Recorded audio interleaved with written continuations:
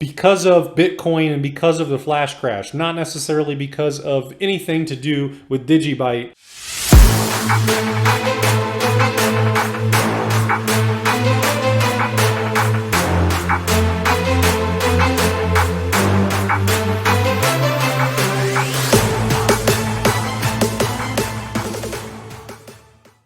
What is up, guys? Norris Digital Assets coming at you with another video. Click subscribe below. Down here in the corner is my logo. It's a watermark. You can click my logo right here. Just go ahead and click my logo and you can subscribe that way, or click subscribe below like any other video. Same difference. You can also follow me on Twitter here. I'm going to continue to cover 20 plus assets, including ADA, XRP, VeChain, Digibyte, and API 3. Comment below if you want me to cover any other certain coins. Now, let's take a look at the Digibyte chart. This isn't going to be too long of a video, but let's take a look at the Digibyte chart. So this is Digibyte on the daily. I will tell you, I'm not going to feed you any lies or anything like that. I do not like this sharp curve in the 20 EMA, this sharp point downwards right there. We still are looking okay overall with Digibyte because we just had the bullish cross on August 11th. It hasn't even been a month since we got this bullish cross. Almost all cryptos, any major crypto, any of the top, definitely the top 20, top 30, but any of the major cryptos all printed their bullish cross sometime in August for the most part. I know Solana and Luna and some of these other coins are leading the pack and printed them earlier. Some like DAG Constellation printed right at the end of June, start of July, they printed a bullish cross. But anyways, we just printed it at this point in time. For me and on this channel moving forward, anytime we have a bearish cross like this on the daily on any coin, on any of the coins, on Bitcoin that runs the market, or any coins, that is a major sell signal. And in this channel, we are definitely going to be looking to sell before these bearish crosses. And you always, typically, you do get plenty of warning signs. Digibyte would have been a hard one to kind of try to time out. Digibyte would have been hard to do that because you came up, when you were coming up on that bull run earlier this year, you came up here, you got overextended, you came back down, just small little warning shots. You came back up and you about met your price point here. Typically, when you're about to head down like this, typically this ear right here, if that's what you call it, typically, so you got two ears. You're trying to avoid the dead cat bounce. So you got two ears here. Typically, this ear on the right will be a little bit lower than this ear on the left. It'll at least be somewhere down here. And you can see the difference, the height of this and here. And then after you have that lower ear on the dead cat bounce, this is a false rally back up. You get that lower ear. You would come down, but because of this massive gap between the 55 and the 20, this massive gap, that is the other signal that you're watching. Because it was so massive, this Digibyte would have been hard to read and known when to kind of head out. So in these days in here though, this heavy curvature down of the 20 EMA, just like we have this little point right here, but we need more time to see what these EMAs are actually going to do. We need a little bit more time. But you created an ear that's about the same height, so not too bad. But then you start coming below. So this is just a little warning shot. You come up, and then when you get here, this is kind of telling you, these are small. These are decent sized warnings. Where the warning gets bad is when this gap starts to close. Right in here, this gap starts to close, and you can see that gap closing. And when this is going on, you're already in May. You already had Bitcoin that runs the market already start to do this before Digibyte. So that's another thing that we're going to be watching on this channel. So you're not just watching for this dead cat bounce on your particular crypto. You're also looking at the market conditions as a whole. You're looking at Bitcoin and all the other coins and what's going on, and is the altcoin season running out on other coins? Is there other bearish crosses like this on other coins throughout the market? Was there some back a few days ago? If that's starting to happen, then this altogether would just be to sell, get out of your position, and reaccumulate back down here somewhere. Really hard to time the market, guys. Usually you'll get burned that way, but that's not to say you can't get some in this range or in this range when the 20 EMA starts coming back up. So you're not timing the market perfectly, but you're still getting out, you know, in here and getting back in here, whatever, you know, those are some sizable drops. So what we need to do with Digibyte is just keep watching over the coming days. That's really all we can do, is continue to watch over the coming days after that flash crash.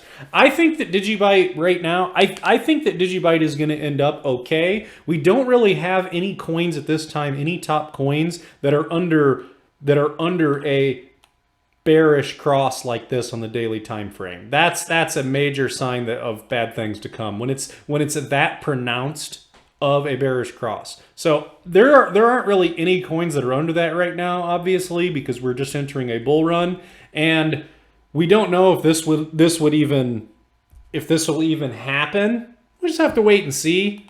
We're already printing the start of a green candle here on this day, this new candle here. So we'll just have to wait and see what happens. At any rate, really, if you take out the wicks and you're just looking at candle bodies, not counting the flash crash, you came up and you do have support on that 55. And let's see if we can start printing support off this 55, come back through the 20 and start finding support on the 20. One thing I can point out that could lead that to be possible. First of all, the market has been rebounding to an extent. It's up and down, but it's been rebounding to an extent. You have things like Algorand shooting straight up. You have Solana's looking great, and you have HBAR that just made a full recovery. HBAR was sitting around 30, 31 cents, 32 cents. You know, it was around that range before the flash crash. It got hit with the crash, and it's already back to where it was. HBAR looks really strong, but let me show you something here on the 4 hourly. If we come to the 4 hourly, one thing to note, yeah, we want to get rid of all this crap in here. Yeah, we don't want all that. But when you take a look just at the stock RSI down here, when it's down here below the blue and the stock RSI is just down here in the gutter on the 4 hourly, it's oversold. It's in oversold conditions, whether for whatever reason that is, whether that's people getting scared and selling or whatever.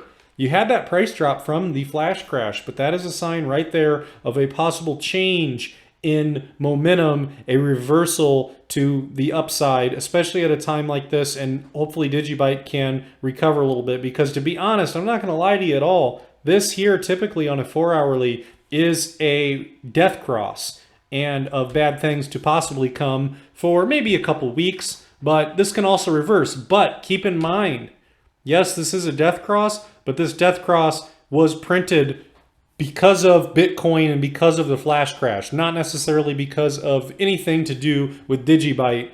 And you're seeing things like this across the market. So not the end of the world. We're just going to have to watch. We're just going to have to watch Digibyte and see what happens over the next few days. We're going to definitely keep an eye on the 20 and the 55 EMA. We don't want these lines we don't want our candles to start falling and staying below the 55 and these lines to start to close their gap and get real close and start to cross over, which I do not expect, because we are at the start of the second half of the bull run. Still, in my opinion, the market is still healthy, and we have a lot of stuff coming up in the market as a whole moving forward.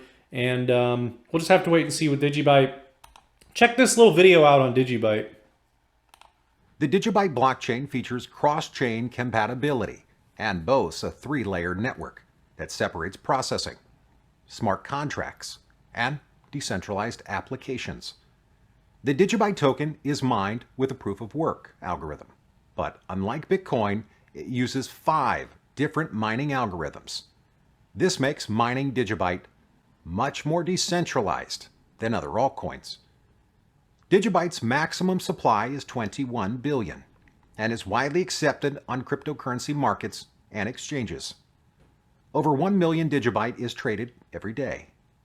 Digibyte blocks can be created every 15 seconds, 40 times faster than Bitcoin, and it's capable of handling more than 3 times the transactions per second than PayPal.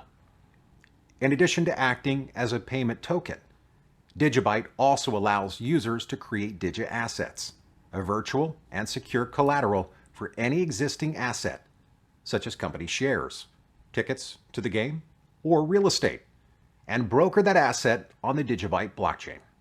So that's it for that video. Just a short little clip. I seen the disclaimer there at the bottom, but we're going to put it in the video anyways. So yeah, that's Digibyte right now. We're not changing our predictions for this bull run by any stretch of the imagination at this point in time. It's too early. We have to let the dust settle on this flash crash that we just had. So we'll just have to wait and see what happens. We're not changing anything. We're staying where we are, and we're not getting all emotional about it. We're going to wait and see what happens. So taking a look here at Digibyte, you know, we still have those predictions up to 54 cents in that range. So again, none of this happens overnight, guys. We had the flash crash, but you have to understand we're definitely going to continue these waveforms.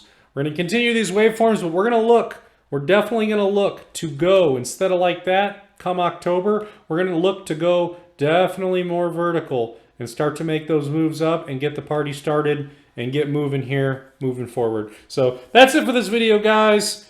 Click subscribe below. Click my logo down here in the corner already if you made it this far in the video. Just click my logo, click subscribe, support the channel. You can support the channel for free that way. So that's it for this video.